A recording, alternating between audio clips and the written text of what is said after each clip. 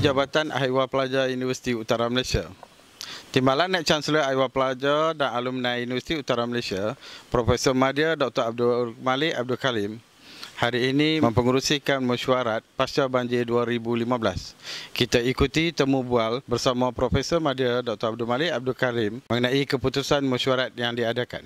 Kita telah adakan satu mesyuarat penyelarasan. Mesyuarat penyelarasan ni untuk operasi misi sukarelawan yang akan membantu pihak-pihak yang berada di Kelantan dan Pahang yang telah mengalami, seperti kita tahulah, mengalami banjir yang teruk lah.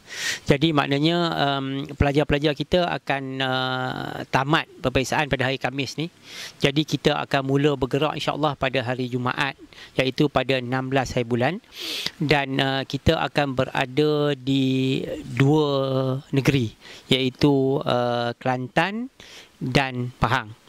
Di Kelantan kita akan pergi ke dua tempat di Kelantan. Satu, kita akan pergi ke kawasan Machang, ke sekolah kebangsaan Pangkal Mak Wan di Machang, di mana kita akan hantar lebih kurang satu bas lah, 40 orang pelajar.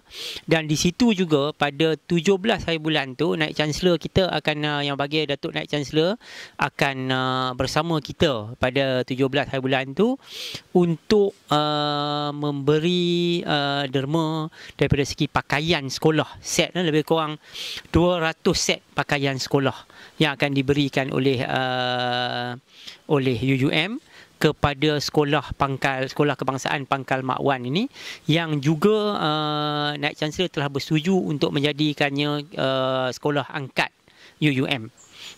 Kemudian kita akan ada lagi 160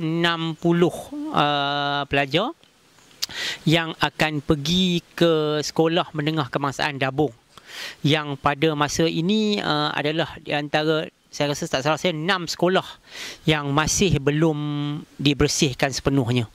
Yang lainnya sekolah-sekolah di Kelantan alhamdulillah telah dibersihkan, tetapi bukanlah katanya sampai perfect, tapi dah boleh beroperasi.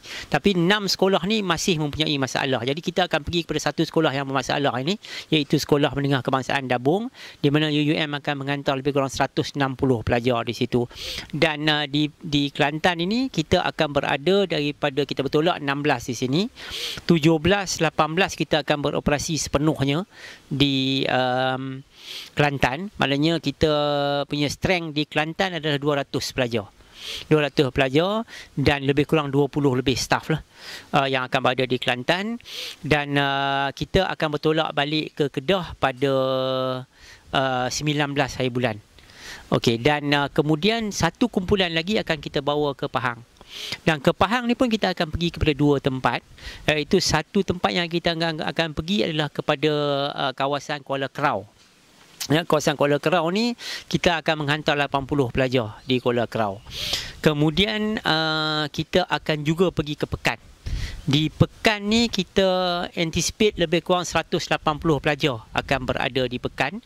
Jadi maknanya strength di Pahang lebih kurang 260 pelajar dan 20 lebih staf. Jadi maknanya dan mereka juga akan beroperasi di sekolah-sekolah. Kita fokus memang sekolah-sekolah sebab kita di bawah Kementerian Pendidikan, dan kita telah diminta untuk fokus kepada sekolah-sekolah lah. Dan di Pahang pun kita akan berada sama juga, kita akan bertolak daripada UUM pada 16 hari bulan, dan 17, 18 beroperasi, dan 19 kita akan balik ke UUM Kedah.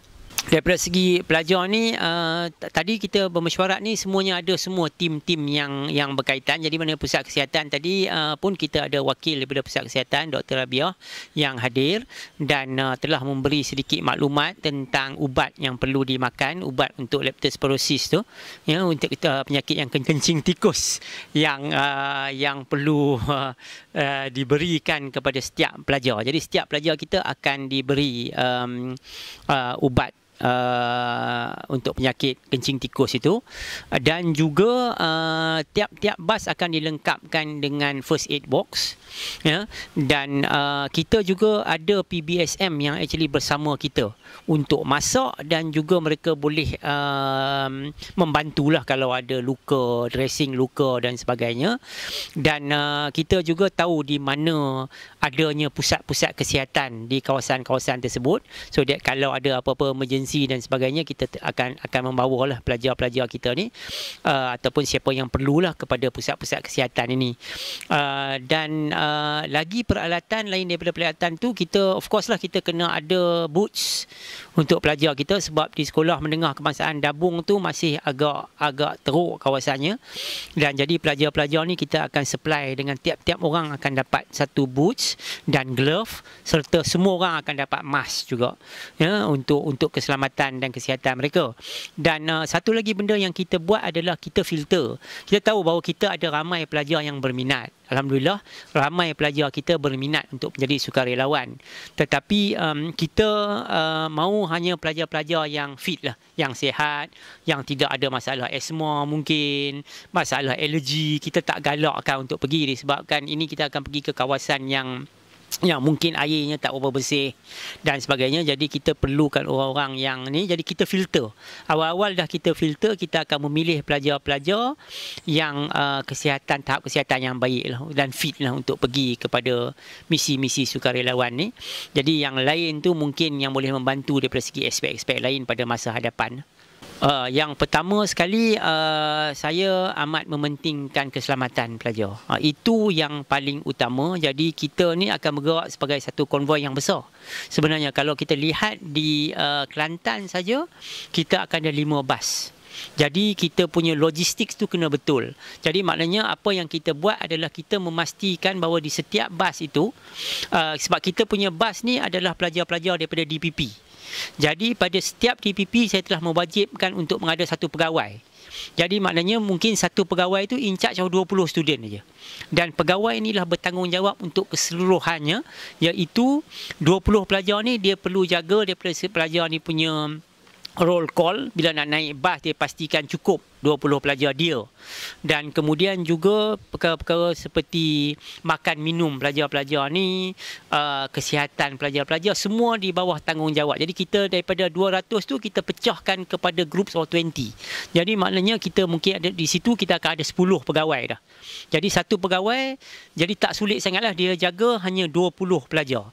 Jadi maknanya, dan dia kena jaga sepenuhnya. Saya bertanggungjawabkan setiap pelajar ni, pegawai ni kepada 20 pelajar. Jadi ratio dia 1 officer 20 students. Jadi dia kena jaga sepenuhnya, itu tanggungjawab dia.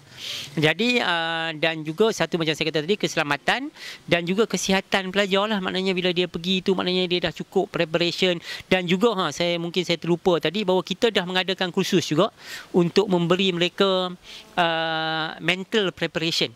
Iaitu daripada segi bila dia pergi tu, dia kena tahu dia akan pergi ke kawasan yang mungkin teruk. Jadi, dan mungkin bila dia pergi itu pun dia tak akan dapat tidur macam dia dapat tidur di asrama, ada fan dan selesa. Jadi maknanya kita ada buat kursus, dan kursus kita dah buat 2 ni, kita tadi dah ada 1 kursus telah dilaksanakan, dan pada hari Khamis ni kita akan laksanakan lagi satu kumpulan lagi. Jadi maknanya semua pelajar-pelajar kita diwajibkan, yang nak pergi itu sukarelawan wajib hadir kursus yang preparation course tadi, untuk menyediakan dia orang daripada segi mental, so that bila dia pergi itu dia tak terkejut dan dia tahu apa keadaan yang dia akan hadapi.